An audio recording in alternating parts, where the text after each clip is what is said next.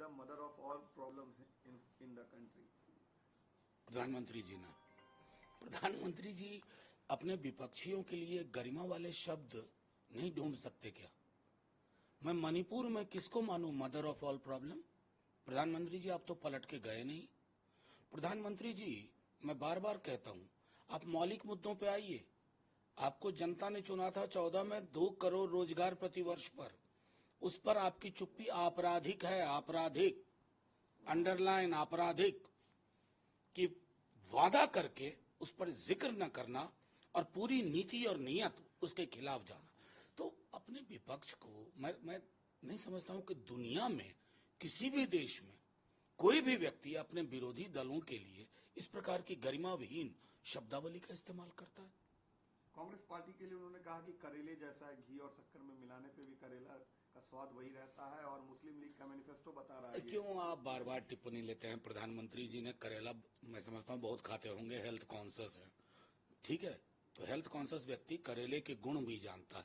मैं सिर्फ ये कहता हूँ कि मुस्लिम लीग 25 लाख के स्वास्थ्य का कवर देना मुस्लिम लीग है, युवाओं 30 लाख युवाओं को रोजगार की गारंटी देना मुस्लिम लीग है। मतलब प्रधानमंत्री जी बिना मुस्लिम लीग वगैरह बोले आपका काम नहीं चलता है ना। सुबह शाम उठते बैठते यही महिला सुरक्षा को लेकर, महिला उद्यमों को लेकर के। अभी आपने हमारा नहीं देखा, तेजस्वी जी नौकरी के इर्द गिर्द आपको घेर के रख देंगे, क्योंकि बिहार में मतलब हो गया है तेजस्वी मतलब नौकरी। लेकिन यहाँ भी आएंगे तो वही ढपली, वही राग। देश के प्रधानमंत्री हैं, इस पद पे बड़े बड़े लोग रहे, आपका भी मूल्यांकन होगा। आज तो आप कोर्निस करने वालों के इर्द गिर्द घिरे हुए हैं।